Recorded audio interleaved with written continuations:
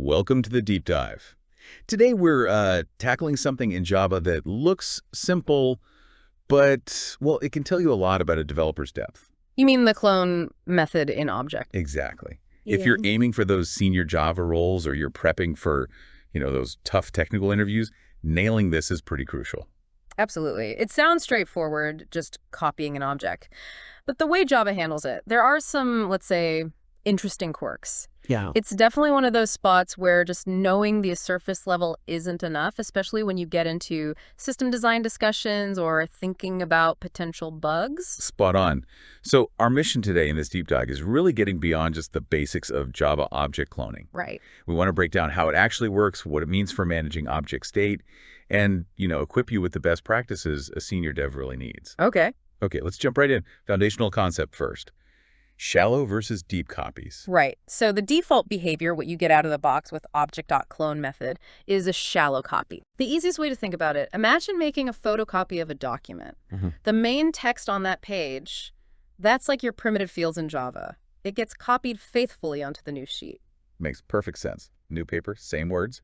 But what if that document has, like, an attachment, a separate contract clip to it? Ah, good question. That's like having reference type fields in your object. Okay. With that shallow copy, your photocopy points to the exact same attached contract. Oh, I see. Both the original and the copy share that secondary document. They don't each get their own copy of the attachment. Okay, I'm picturing it. Let's make it concrete. Say we have a message class. Let's define it. Define a public final class named message. Add a private instance variable named sender of type string. Add a private instance variable named recipients of type ArrayList of string. Add a private instance variable named text of type string. Create a public method named addRecipient that takes a parameter recipient of type string and returns void. Got it. Simple message class. Now, if we just use the default clone method on a message object, what happens? What's the big deal? Well, the big deal is this. If you make that shallow copy, both the original message and the cloned message, they will point to the very same recipient's ArrayList of string type instance. The same list object. Exactly. And that can cause some real headaches. Like if you add a new recipient to the list in the cloned message, that change shows up in the original messages list too, and vice versa. Ouch. Okay, that's definitely not what you'd want if they're supposed to be independent copies, like for audit logs or something. Precisely. Not ideal at all. So that leads us naturally to the idea of a deep copy. How's that different from our photocopy? A deep copy is more thorough. It's like taking the original document, photocopying it, and then going and making brand new, totally separate copies of every single attached document it refers to. Oh, okay. So back to our message example. A deep copy wouldn't just copy the message object itself. It would also create a completely new array list of string type for the recipient's field in the clone. And populated with the same strings. Yes, same strings, but in its own separate list instance. Totally independent. Got it. So when is this deep copy absolutely necessary? When does a senior developer have to think about this? It becomes critical when your object holds references to mutable objects, things that can change state. Like our array list of string type. Yeah. Or maybe another custom object. Exactly. If your design demands that the original and the clone are truly separate islands, modifying one has zero effect on the other's internal state, then you must implement deep copying. Otherwise, you're potentially setting yourself up for some really bizarre bugs, the kind that are super hard to trace down later. Right. Okay. Now let's talk about the clonable interface. It feels a bit weird, doesn't it, in the Java world? It is a bit unusual, yeah. It's what we call a marker interface. Meaning? Meaning it has no methods, zero. Its only job is to act like a flag or a signal. A signal to what? To the object.clone method. It basically tells that method, hey, it's okay to make a field-for-field copy of objects of this class. So it's like putting a little sticker on your class definition saying cloning allowed here. Exactly that, a permission slip for cloning. And what happens if you try to call clone on an object whose class doesn't have that sticker, doesn't implement clonable? Well, it's not going to work. You'll run straight into an exception. Which one? You get a clone not supported exception thrown right at you. Okay, so implementing clonable is step one if you actually want to allow cloning. Crucial first step. So how do we actually go about implementing this? Sounds like there are a few ways to approach it. It does. Strategy one seems, well, Almost too simple. Just do nothing. Yeah, the do-nothing strategy, or maybe the sensible default strategy sometimes. How'd that work? If you don't override clone and you don't implement clonable, you basically prevent anyone from easily cloning your objects. Remember, the clone method inherited from object is protected. Right, so it's not public. Correct. You can't just call it from anywhere unless you make it public. So doing nothing is a valid choice if cloning doesn't make sense for your class, or maybe it's too complex or risky. Think about trying to clone something like a scanner reading from a file, or maybe a database connection pool. Doesn't really fit, right? Yeah, okay, that makes sense. So option 1, prevent cloning. What's option 2? Option 2 is embracing the default shallow copy. You decide the basic object.clone method behavior is good enough. When would that be okay? It can be perfectly fine if your class only contains primitive types, like ints, booleans, or references to objects that are immutable. Like string or integer. Exactly, because immutable objects can't change their state. Sharing references to them between the original and the clone is safe. There's no mutable shared state to worry about, so the shallow copy effectively acts like a deep copy in that scenario. Okay, so if we go this route, what are the code steps? First, your class needs to implement Cloneable. That's the permission slip. Second, you typically override the clone method. You'll want to make it public so other code can call it. And you should narrow the return type from object down to your specific class type. Much cleaner. Improves type safety. Right. And third, you have to deal with that clone not supported exception. How? Well, if your class is final, you know subclasses can't mess things up, so you can probably just catch it inside your clone method. Technically, it shouldn't happen if you implement Cloneable, but if your class isn't final, it's generally better practice to declare that your clone method throws clone not supported exception. Why? Because a subclass might decide it doesn't support cloning for some reason, even if a superclass does. So you pass the responsibility up. Okay. Can we see a quick code example? Say, for a simple employee class, maybe it has a string name and primitive long ID. Sure, let's verbalize it. Define a public class named employee that implements a clonable interface. Create a public method named clone that returns type employee and throws clone not supported exception. Inside that method body, you'd return the result of calling Super.clone method cast to employee type. And that cast to employee type, that's because Super.clone method returns objects, right? Precisely. You need to tell the compiler it's actually an employee. Okay, makes sense. Yeah. Now, strategy 3, the one that can get a bit hairy, implementing a proper deep copy. Yes, this is where the real complexity often lies. But it's essential when you have those mutable reference fields we talked about. And there are a couple of ways to do this deep copy. Yeah, two main approaches, really. The first is, well, pretty manual.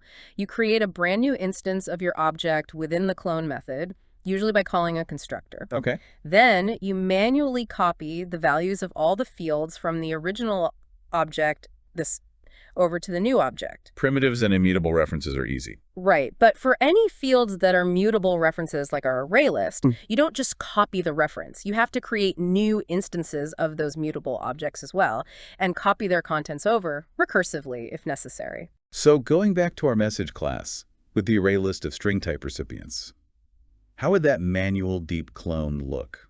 Okay, let's sketch that out. Create a public method named clone that returns type message. Inside, you'd start by making a new message object, maybe. Create a variable named clone using var and assign it a new message object with parameters sender and text. Using the original sender and text. Exactly. Then, for the recipients, assign the recipient's field of clone to a new array list constructed with the recipient's parameter. This constructor copies the elements. Finally, return cloned. So that creates a new list with the same strings. Since string is immutable, that works. Right. It ensures the clone message has its own separate list. Okay, that's one way. What was the other common technique for deep copying? The other way often feels a bit more leveraged. You start by calling Super.clone method. To get the initial shallow copy. Exactly. That gives you a new object with all the primitive fields copied and all the reference fields pointing to the same objects as the original. Then you go through that newly cloned object, and for any fields that refer to mutable objects, you replace those shared references with references to newly cloned copies of those mutable objects. So you fix up the shallow copy. Pretty much. You let Super.clone method do the basic work, then you handle the deep parts yourself. Now, you mentioned something earlier about cloning array lists specifically, a potential gotcha. Yes. Very important. The ArrayList class itself, it does implement Cloneable, Okay. And if you call the clone method on an ArrayList, it does create a new ArrayList object. So far, so good. But, and this trips people up, the clone method on ArrayList performs a shallow copy of the elements inside the list. So the list container is new, but the things inside are still the same shared references. Exactly. If your ArrayList holds, say, string objects, like in our message example, that's often fine because strings are immutable. Sharing them is safe. But if the list held mutable objects, like maybe custom order objects, then cloning just the ArrayList isn't enough for a deep copy. Both the original list and the clone list would still point to the same order objects.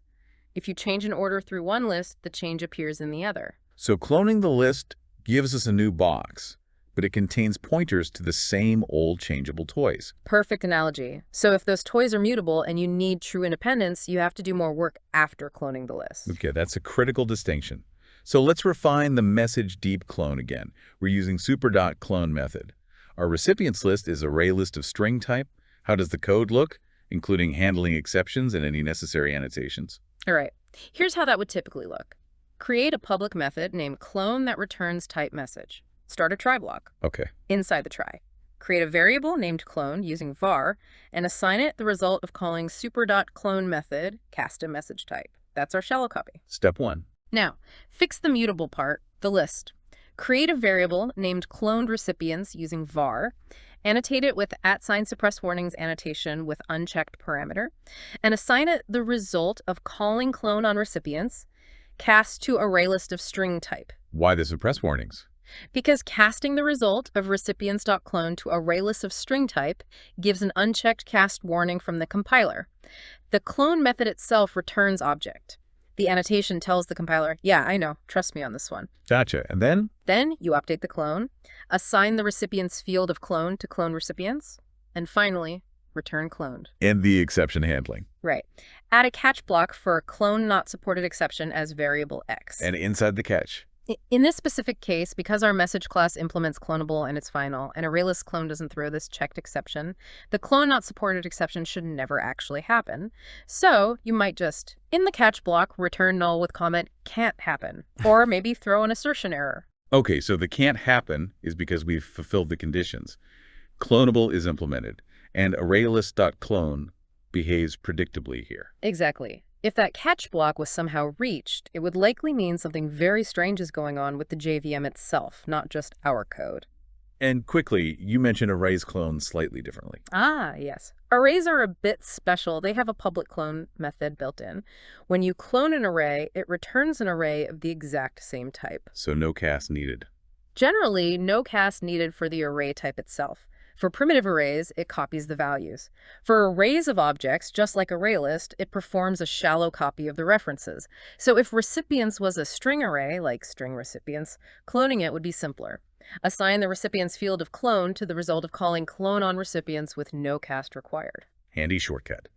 Now, earlier, you dropped a pretty surprising statistic about how often clone is actually used in the Java standard libraries. Ah, yeah, the less than 5% fact. It's It's quite telling. Less than 5%. That seems incredibly low for what feels like a basic operation. Why so rare? Well, there are a few solid reasons. First, as we've kind of been dancing around, getting clone right is hard. Especially deep copies. Especially deep copies, yeah. Dealing with mutable state, object graphs, potential cycles, it's very easy to mess up and create subtle bugs. Shallow copies that should have been deep, or vice versa. Okay, so complexity is one factor. Big one. Second, the design itself isn't universally loved. The whole marker interface thing, Cloneable, the protected visibility in object, the exception handling, it feels a bit bolted on compared to other Java features. A bit clunky. You could say that. And third, and maybe most importantly for modern Java, there are often better, safer, more explicit ways to copy objects. Such as? Copy constructors are a popular one. You define a constructor that takes an object of the same type and explicitly copies the fields you need, handling deep copies manually where necessary. Or static factory methods designed for copying. Like my class.copy of original. Exactly. These approaches tend to be clearer about intent, offer better type safety, and give you more control over the copying process compared to relying on the somewhat magical clone mechanism. So that low percentage really tells a story. It says use clone, but think very carefully first. Precisely. It's not the default go-to for copying anymore. It requires deliberate choice and understanding. Okay, so putting on my interview prep hat.